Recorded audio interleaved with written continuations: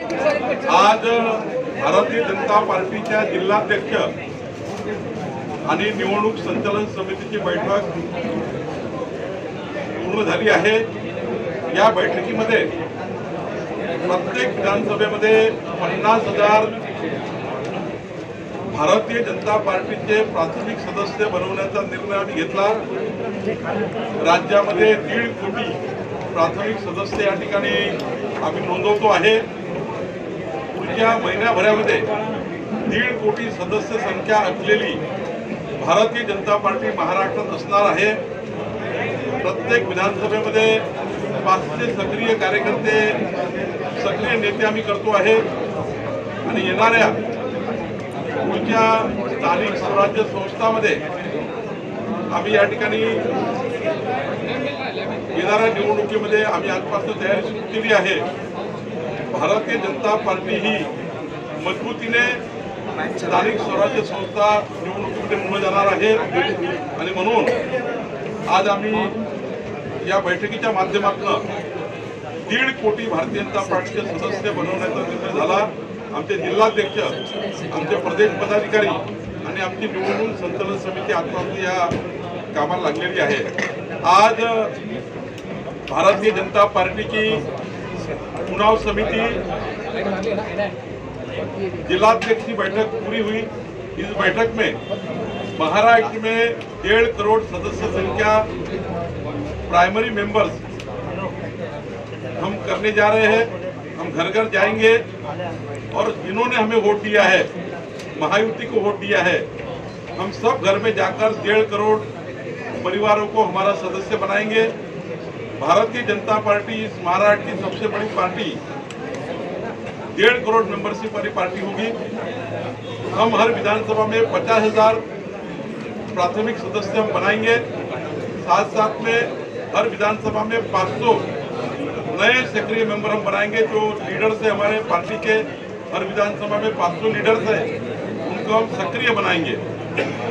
निश्चित रूप से आने वाले स्थानिक स्वराज्य संस्थाओं के चुनाव में जो स्थानिक संस्था है, इकाई है, महानगर पालिका है, जिला पंचायत है, नगर पालिका है, इस चुनाव में भी इस महाराष्ट्र को हम अच्छे से हमारे कार्यकर्ता जीतेंगे।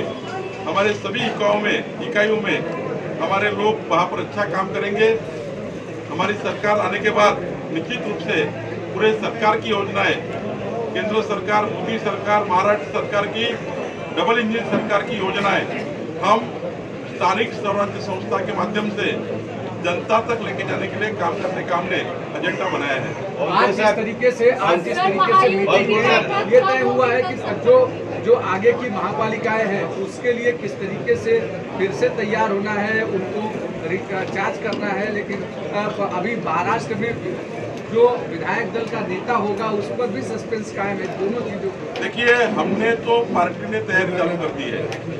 1.5 करोड़ सदस्य संख्या होने वाली पार्टी और हर विधानसभा में 500 सक्रिय सदस्य बनेंगे और हम लोगों ने स्थानिक इकाई चुनाव की भी तैयारी चालू कर दी है। आने वाले महानगर पालिका में, जिला पंचायत में, नगर पालिका में हम लोगों ने हमारे सारे नेताओं को जिस प्रकार से हमें मैंडेट मिला है उस मैंडेट के आधार पर हम निश्चित रूप से अच्छे से चुनाव लड़ेंगे। स्थानिक इकाइयों में भी महाविकास आघाड़ी को हद्दपार करेंगे। महाविकास आघाड़ी का कहीं भी मेयर नहीं बन सकता है। महाविकास आघाड़ी का कहीं भी जिला पंचायत में और नगर पालिका में वो चुनकर नहीं आएंगे, क्योंकि उनकी पार्टी किंचित छोटी हो गई है।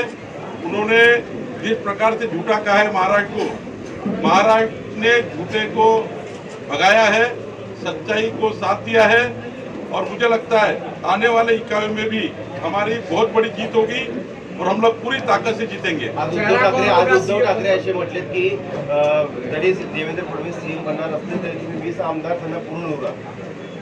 उद्धव ठाकरे यांनी यापूर्वीही देवेंद्र फडणवीसांना ललकारला आहे। नागपुरात येऊन देवेंद्र फडणवीसांची जमानत जप्त करू अशी सभा घेतली।